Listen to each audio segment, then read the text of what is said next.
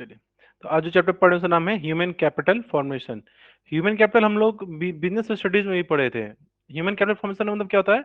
मानव संसाधन का विकास करना एक कंट्री के लिए। एक जो उसकी पॉपुलेशन होती है, ये सबसे क्रिटिकल और इम्पोर्टेंट रिसोर्स होता है, ठीक है।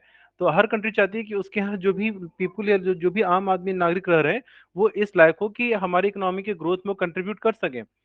अच्छा, किसी देश का विकास कैसे लोगों के साथ हो सकता है? एक जो पूरी तरीके से हेल्दी है, ठीक है, और जो क्या है, एडुकेटेड। ये दो चीजें ही कंट्रीब्यूट करती हैं एक गुड कैपिटल फॉर्मेशन के। अगर एक कंट्री अच्छी हेल्थ केयर फैसिलिटी प्रोवाइड करेगी, तभी उसके यहाँ मतलब हेल्दी पर्सन, मेंटली और फिजिकली फिट पर्सन कैपेबल होंगे जो वर्क कर सकें। और दूसरा है एडुकेटेड, ठीक है। तो चलिए, यही था मतलब बेसिक इंट्रोडक्शन था ह्यूमन कैपिटल फॉर्मेशन के बारे में। देखिए, ह्यूमन कैपिटल क्या किसको कहा जाता है? Human capital resources refers to abilities of human being to contribute to the process of value addition to the economy. कि आप किसी इकोनॉमी में कोई वैल्यू एडिशन के लिए कैसे कंट्रीब्यूट कर सकते हैं, कैसे आप इकोनॉमी में कुछ वैल्यू ऐड कर सकते हैं, मतलब कुछ आप गुड्स एंड सर्विसेज रेंडर कर सकते हैं जिससे लोगों को भी फायदा हो, लोगों की नीड फुलफिल हो, कंट्री को पैसा मिले, आप भी अपने लाइफ लिविंग स्टैंडर्ड को इम्प्रूव कर सको, ठीक है। For example, farmer has the ability to grow food and agriculture. Scientists have the ability to give us HYV variety of seeds.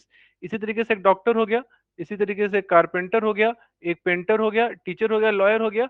ये क्या है? ह्यूमन रिसोर्स है। लेकिन एक बीमार और एक अनएडुकेटेड पर्सन क्या है? एक लाइबिलिटी है। That is not a resource for, वो एक बर्डन है, ठीक है। तो ह्यूमन कैपिटल फंक्शन का एक लाइन का डिफिनेशन क्या होगा? यही होगा। इसको आप लोग टिक मार लीजिए बुक में।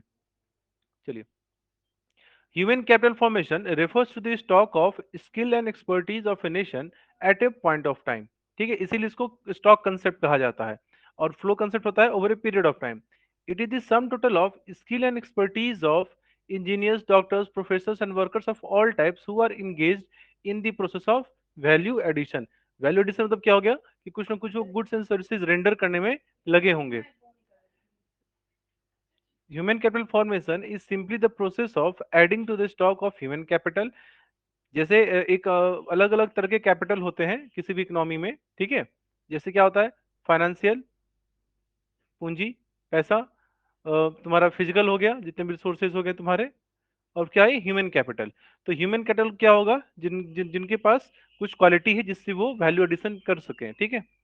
तो human capital formation is simply the process of adding to the stock of human capital. While human capital is a stock concept, human capital formation is a flow concept. Human capital formation देखो क्या होता है। Human capital formation एक प्रक्रिया का नाम है। क्या है? प्रोसेस का। अच्छा, एक बात बताओ, आप लोग का जो एजुकेशन है, आप लोग पढ़ लिख रहे हो, बचपन से लेकर अभी तक आप पढ़ लिख रहे हो। आप ये क्या चल रही है? प्रक्रिया चल रही है ना, कि आपको एजुकेशन मिलेंगे, आपके टेस्ट होंगे, एग्जाम्स होंगे। ये कंटिन्यूअसली चला जा रहा, चला जा रहा है, इसीलिए इसको हम फ्लो कंसेप्ट बोलते हैं। जैसे एक नदी की धारा होती है, वो कंटिन्यूअसली बही जा रही है, बही जा रही है, फ्लो कर रही है वो, ठीक है। उसी तरीके से ह्यूमन कैपिटल होता है। आपको वैक्सीन मिलेगा, आपको टीका मिलेगा, आपको मेडिसिन दिया जाएगा, आपको समाज सोसाइटी मिलेगी जहाँ पे आप अपने आप को रिप्रेजेंट कर सको, आप स्कूल जाते हो, कॉलेजेस जाते हो। तो ये क्या है? ह्यूमन कैपिटल फॉर्मेशन का जो प्रोसेस होता है, ये फ्लो होता है, ठीक है, क्योंकि ये नेवर एंडिंग है। और जितने लोग बन जाएंगे जो काम कर, जैसे मैं अब स्टॉक कंसेप्ट में आ चुका हूँ, ठीक है। Thus, human capital formation occurs when more and more skilled persons are मतलब बनाया जाता है, ठीक है। ये नहीं कि सिर्फ जो जॉब कर रहा है वही ह्यूमन कैपिटल फॉर्मेशन है। कोई भी आदमी जो किसी ना किसी तरीके से क्या कर रहा है, कोई वैल्यू एडिशन के काम में इंगेज है, ठीक है। If human capital stock of nation consists of 10,000 skilled workers at the beginning of 2020, if at the beginning of 2021 it increases to 12,000 skilled laborers, there is human capital formation कितने का हुआ? 2,000 skilled workers, ठीक है। चलिए, अब आ जाओ human development. Both human capital and human development are related abilities of human beings, yet there is clear distinction between these two concepts. Human capital is a means to an end. End मतलब क्या है? हमारी जो इच्छाएं हैं, ठीक है, जो नीड है। और मीन्स क्या है? संसाधन को कहते हैं। इकोनॉमिक्स में 11th में डिफिनेशन आया था इकोनॉमिक्स का कि मीन्स एंड एंड, ठीक है। मीन्स कहते हैं जो भी हमारे वांट्स इच्छाएं हैं, और एंड्स हो गया कि जो संसाधन जिसका उपयोग करके हम उन इच्छाओं को पूर्ति करेंगे। तो ह्यूमन कैपिटल क्या है? एक जरूरत, हमारी नीड है, उसको फुलफिल करता है, ठीक है। It is a means in the process of value addition in the economy. Human development, on the other hand, is an end result skill and expertise or human beings in itself in achievement irrespective of its contribution in the process of value addition. देखिए, फिर से पढ़िए इसको। Human capital is a means to an end, it is a means in the process of value addition. ये क्या है, जो हम इकोनॉमी में जो हम वैल्यू एडिशन में काम कर रहे हैं उसको प्रोवाइड करने के लिए क्या है, संसाधन है। ह्यूमन कैपिटल के ही माध्यम से हम अपने यहाँ एक एडुकेटेड या वेल डेवलप समाज सोसाइटी लोग प्रोड्यूस कर सकते हैं, जो इकोनॉमी को क्या करेंगे, कंट्रीब्यूट करेंगे। स्किल्स एंड एक्सपर्टीज और human being in itself is an achievement irrespective of its contribution in the process of value addition. यहाँ पे क्या ऑफ लिखा है, क्या थोड़ा मिट गया हुआ है? हाँ, एक बार बताना आप लोग। Yes sir. ऑफ लिखा हुआ है, skill and expertise of human being in itself is an achievement.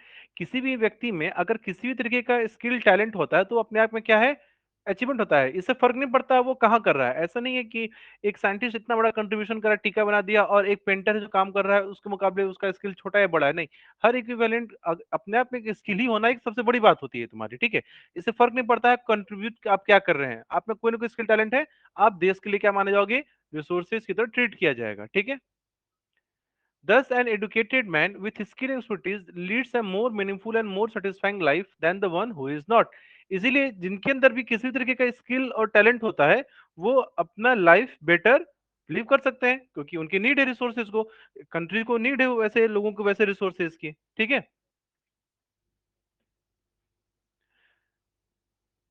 चलिए ये हो गया। अब आ जाओ, यहाँ पे ह्यूमन कैपिटल और फिजिकल कैपिटल का डिफरेंस है, इसको सेल्फ स्टडी करना। ह्यूमन कैपिटल, फिजिकल कैपिटल तो आप समझ ही रहे हैं, जो एसेट्स मशीन्स वगैरह होता है उनके बारे में बात किया जाता है, और ह्यूमन कैपिटल तो ये आप लोग सेल्फ स्टडी करना घर जाके। चलिए, अब है सोर्सेज ऑफ ह्यूमन कैपिटल। अगर हम एक ह्यूमन कैपिटल हम क्रिएट करना चाहते हैं तो हम किन किन माध्यम के माध्यम से क्रिएट कर सकते हैं, या इस प्रश्न को दूसरे रूप में कैसे पूछाता है, यहाँ पर लिख लो, what are the determinants of,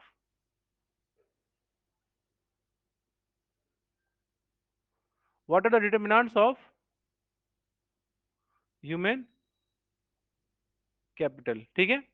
तो क्या डिसाइड करता है कि आपके यहाँ ह्यूमन अच्छे से human well developed human resources जब डेवलप हो पाएंगे नहीं हो पाएंगे, क्या क्या फैक्टर्स हैं जो उसमें कंट्रीब्यूट करते हैं। तो सबसे पहला एक्सपेंडिचर ऑन एजुकेशन, कि आप पढ़ाई लिखाई पे कितना खर्च करते हो, ठीक है।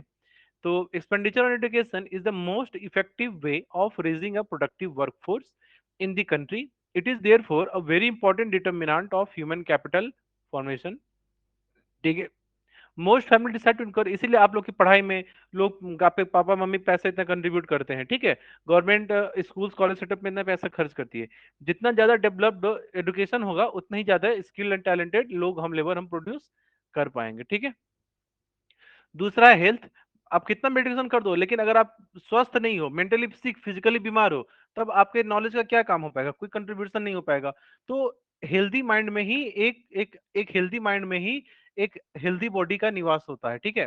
Is an old saying, expenditure on health makes a man more efficient and therefore more productive. His contribution in the value addition process tends to rise. He adds more to GDP of a nation than a sick person. अब इसके लिए क्या होता है, लोग vaccination देते हैं, ठीक है, समय समय पे बीमारी इलाज के लिए जो भी बीमारी रहता है उसके लिए प्रॉपर ट्रीटमेंट होता है तुम्हारा, ठीक है। तो ये है तुम्हारा दूसरा फैक्टर। तीसरा है ट्रेनिंग। जैसे आप लोग काम कर रहे हो, आप लोग को अकाउंटिंग का काम करने नहीं आता है, मैं आप लोग को काम सिखाऊं, ठीक है। स्किल इंडिया में आपको कोई पर्टिकुलर स्किल टैलेंट सिखाया जाए। आप जब पढ़ते हो, जैसे अगर आप लोग सीए के एग्जाम परीक्षा दोगे या सीएमए का परीक्षा दोगे, जब आप इसकी सेकेंड लेवल परीक्षा में जाओगे तो आपके पास 1 से 3 साल का ट्रेनिंग का टाइम पीरियड आपका चालू होता है। तो ये क्या है, ये ऑन द जॉब ट्रेनिंग है, ठीक है। अगर आपके पास एडुकेशन नहीं भी है, एक पेंटर है या तुम्हारा कारपेंटर होता है, या किसी साइकिल की दुकान पे कोई रिपेयर करने के मैकेनिक है, तो वो काम रख रख के भी सीख लेता है, ठीक है, ऑन द जॉब ट्रेनिंग के माध्यम से। तो on the job method training एक इंपॉर्टेंट फैक्टर है जो कंट्रीब्यूट करता है, ठीक है। On the job training help workers to own sharpen their specialized skill. It enables them to raise the level of their efficiency productivity. Firms are always inclined to undertake on the job training programs because returns on account of enhancement far exceed the cost of such program. क्योंकि अगर आप किसी को काम सिखा रहे हो उससे जो आपका रिटर्न आएगा वो जो दिया गया खर्चा उससे काफी ज्यादा होगा।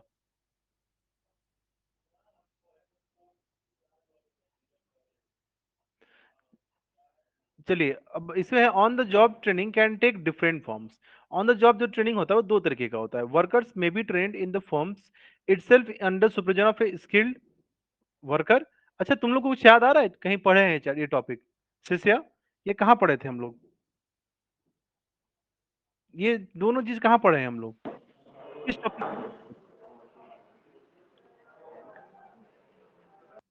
ये चीज ट्रेनिंग वाला बात हम लोग कहाँ पढ़े थे? हाँ, सिद्धांत, आप आंसर दो। सर ट्रेनिंग का टाइप्स है सर, ये ऑन द जॉब और ऑफ द जॉब। हाँ, training type, visible training, on the job training. चलिए, तो इसलिए अब ये समझाने की जरूरत नहीं है कि एक आप किसी एक्सपर्ट के अंडर में रख के काम सीखते हो, काम सिखाया जाता है, और दूसरा होता है कि आप अलग से सेमिनार वगैरह लगा दिए जाते हैं जहाँ पे कोई एक्सपर्ट बाहर से आता है, वो आपको काम सिखाता है। ठीक है, चौथा है तुम्हारा स्टडी प्रोग्राम्स फॉर एडल्ट। जैसे गांव के क्षेत्र में क्या होता है, महिलाएं हैं, बुजुर्ग हैं जो खाली हैं, उनको कुछ काम सिखा दिया जाता है, सिलाई का काम, कढ़ाई का काम, कुछ बुनना बनाना। ठीक है, और ये सब बेसिकली रूरल अर्बन एरियाज में भी लोग सेटअप करता है, चाहे कोई एनजीओ हो, नॉन गवर्नमेंट ऑर्गेनाइजेशन हो, या यूनिवर्सिटीज हो, ये लोग सेटअप कर देते हैं ताकि बड़े लोग भी कुछ कंट्रीब्यूट कर सकें। ठीक है, जैसे स्पेशली सबसे बेस्ट इसमें जो सिलाई कढ़ाई का काम आप देखते हो। ठीक है, पांचवा है migration. Migration contributes to human capital formation as it facilitates utilization of inactive skills of the people, or it facilitates fuller or better utilization of the skill. Migration cost involves cost of transportation from one place to. जैसे लोग नहीं होता है कि पढ़ने के लिए लोग शहर से क्या करते हैं, सॉरी शहर से गांव थोड़े जाते हैं, गांव से शहर में आ जाते हैं। ठीक है, तो ये हुआ तुम्हारा migration in search of better knowledge, better skill, talent. ठीक है, तो माइग्रेशन में खर्चा क्या होगा भैया, जो मूवमेंट करने का है, और जो अगर आप रेंट लेकर रह रहे हो तो आपको जो रेंट का पैसा लग रहा है। ठीक है, तो माइग्रेशन भी होता है। जैसे लोग, बहुत से लोग लेबर्स वगैरह जो होते हैं बिहार यूपी के, वो भाग जाते हैं दिल्ली मुंबई, वहां जाके कुछ काम करते हैं, ज्यादा पैसा कमाते हैं। ठीक है, तो माइग्रेशन भी एक माध्यम है ह्यूमन कैपिटल फॉर्मेशन का। छठा पॉइंट है expenditure on information. Information relating to job markets and educational institutions offering specialized skill is an important determinant of skill formation. It enables people to actualize their productive potential. Accordingly, expenditure on information is another determinant of human capital formation. आपको जैसे idea होना चाहिए, जैसे आज के date में आप लोग हमसे अगर पूछे कि सर 12th एग्जाम हो जाएगा, हम लोग क्या करेंगे, तो आपको इन्फॉर्मेशन चाहिए कि नहीं चाहिए? मैं बोलूंगा देखो आज के टाइम पे गवर्नमेंट जॉब में वैकेंसी काफी कम हो गई है, ऊपर से आप कॉमर्स के बच्चे हो, कॉमर्स की पढ़ाई आप लोग पढ़े हो, अगर किसी भी जनरल कंडीशन की पढ़ाई में जाओगे तब तो आपको ये 2 साल की पढ़ाई को आपको कोई फायदा नहीं मिलेगा। लेकिन दूसरे बच्चे जो जनरल कंडीशन में जा रहे हैं, जो आर्ट्स के बच्चे हैं, जो साइंस के बच्चे हैं, उनके पास आपके मुकाबले काफी एडवांटेज है, वो रेस में आपसे आगे से स्टार्ट कर रहे हैं, तो ऐसे में तो आप पीछे हो जाओगे, और सीट भी काफी कम लिमिटेड है, और ऊपर से रिजर्वेशन का भी इशू है, सीन है। ठीक है, तो ऐसे डेट में अगर आप सीए सीएमए की पढ़ाई में अगर इन्वॉल्व करते हो, तो कॉमर्स की पढ़ाई के अलावा कुछ और पढ़ना ही नहीं है। 12th आपने पढ़ लिया, आपने बीकॉम को करना ही है, एमबीए या एमकॉम करना ही है, बस इतनी ही पढ़ाई से आप इतना पावरफुल पर्सन बन जाओगे। तो ये क्या हुआ, इन्फॉर्मेशन मैंने आपको प्रोवाइड किया, इन्फॉर्मेशन को सर्च किया गया, कलेक्ट किया गया। लोग क्या करते हैं, काउंसलिंग सेशन ज्वाइन करते हैं, काउंसलर्स के पास जाके जो नॉलेज गेन करते हैं। ठीक है, तो उससे भी ह्यूमन कैपिटल फॉर्मेशन क्रिएट होता है। ठीक है, चलिए, human capital formation and economic growth. Changes in human capital has developed into and key determinants of economic growth, thus this is proved through following observation, कि ह्यूमन कैपिटल फॉर्मेशन अगर grow होता है तो उस देश का आर्थिक विकास भी होता है। कैसे होता है, चलिए पॉइंट्स को देखते हैं। पहला है change in emotional and material environment of growth. Human capital formation generates a change in emotional and material environment of growth.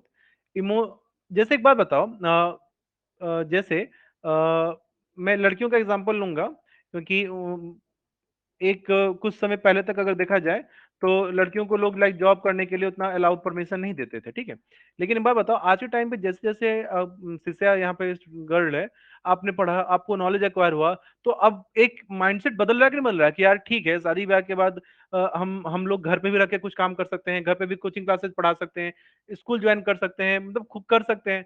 तो जब आपके पास नॉलेज आता है, तब आपका सोचने और समझने का जो तरीका होता है ना, वो क्या होता है, बदलना शुरू हो जाता है। आप सोचते हैं यार मैं खाली क्यों रहूंगी, ठीक है, घर का काम करना है, देखना है, जो भी काम है, तो मैं घर में रह के मैं 3-4 घंटे जॉब करके भी तो कर सकती हूँ, मैं अपना सेटअप बना के कर सकती हूँ, मैं यूट्यूब चैनल बना के कुछ काम कर सकती हूँ, मैं इंस्टाग्राम पे कुछ पेज बना के काम कर सकती हूँ।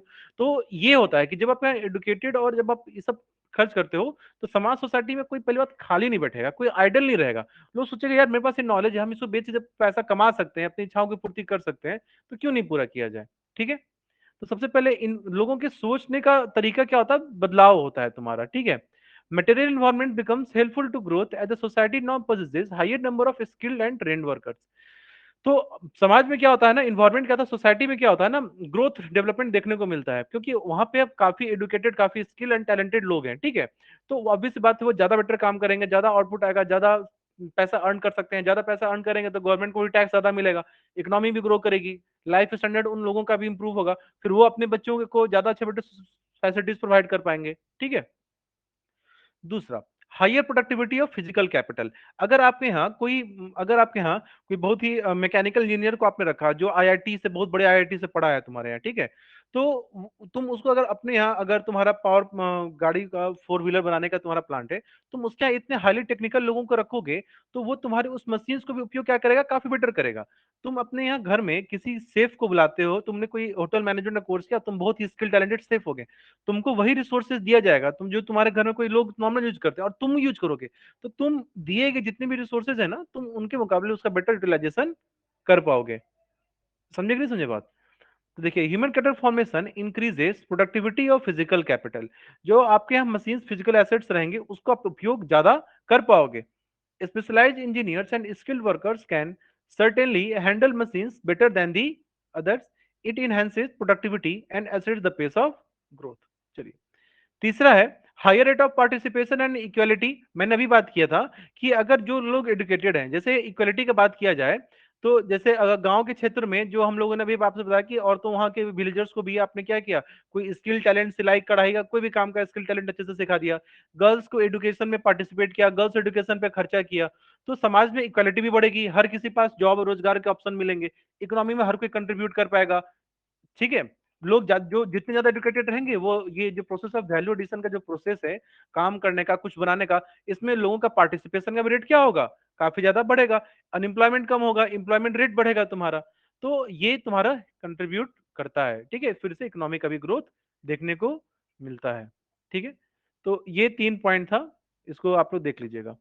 अब आ जाइए problems facing human capital formation India. मतलब हमारे यहाँ के ह्यूमन कैपिटल फॉर्मेशन में हम लोग क्या क्या चैलेंजेस फेस करते हैं। तो देखो, सबसे मेजर प्रॉब्लम है बढ़ती हुई आबादी। आज के टाइम पे लोग प्रेफर करते हैं वन चाइल्ड। ठीक है, कि भाई एक बच्चे ही हो ताकि हम अच्छे से कर सके, क्योंकि अगर एक घर में, अगर आज के डेट में भी अगर 3-4 बच्चे अगर घर में हो, तो भाई आज के टाइम पे लाइफ स्टैंडर्ड महंगा हो चुका हुआ है। 4 बच्चे हैं और आपको चारों को अगर गाड़ी देते हो, तो आज के डेट में 1 लीटर तेल अगर महीने में, अगर कम से कम 10 लीटर तेल का भी उपयोग पड़े, तो 4-4 हजार रुपया महीना का तो तेल तो चारों को लग जाएगा गाड़ी में।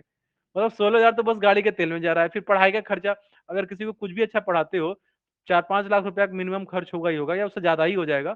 अगर अच्छे स्कूल में पढ़ाते हो 7-8-10 लाख, तो 40 लाख तो बस पढ़ाई में, कपड़े, मतलब इतना। अगर आपके यहाँ पॉपुलेशन ज्यादा होगा, तो पहली बात है कि पर हेड जो खर्चा होगा वो कम हो जाएगा। फिर रिसोर्सेज तो लिमिटेड है, नंबर ऑफ सीट्स लिमिटेड है, number of government colleges limited है, अच्छी यूनिवर्सिटीज लिमिटेड है, फिर सबको संसाधन तो मिल नहीं पाएंगे, रिसोर्सेज तो यूटिलाइजेशन नहीं हो पाएगा। हॉस्पिटल्स लिमिटेड है, नंबर ऑफ डॉक्टर्स पर पॉपुलेशन वो कम है, तो फिर सबका मेडिकल इलाज भी प्रॉपर नहीं मिल पाएगा। ठीक है, महंगाई भी बढ़ जाएगी फिर उसके बाद। तो जब पॉपुलेशन बढ़ेगा तो रिसोर्सेज का एक्सेसिबिलिटी भी क्या होगी, काफी घट जाएगी, वो लोग कम एक्सेस कर पाएंगे, तो फिर ग्रोथ नहीं हो पाएगा प्रॉपर। ठीक है, दूसरा ब्रेन ड्रेन, इसको बीबी बीबीआई बीबी बीबी बीबी जितना भी बीबी होगा कर देना, ये वेरी वेरी इंपॉर्टेंट है। ब्रेन ड्रेन क्या होता है, देखो ब्रेन ड्रेन क्या होता है कि आपके यहाँ से स्किल्ड और टैलेंटेड लोग क्या होते हैं, वो इंडिया छोड़कर कहीं बाहर चले जाते हैं। ठीक है, जैसे इंडिया से में लोग, बच्चों ने आईआईटी किया, जब नौकरी मिला अमेरिका में जाकर ज्वाइन कर लिए, तो ये होता है ब्रेन ड्रेन की मूवमेंट होता है। एडुकेशन और स्किल्ड टैलेंटेड लोगों का एक जगह से दूसरी जगह में क्या होना, मूवमेंट होना, ट्रांसफर हो जाना। ठीक है, migration of person to develop countries is serious threat to the process of human capital formation.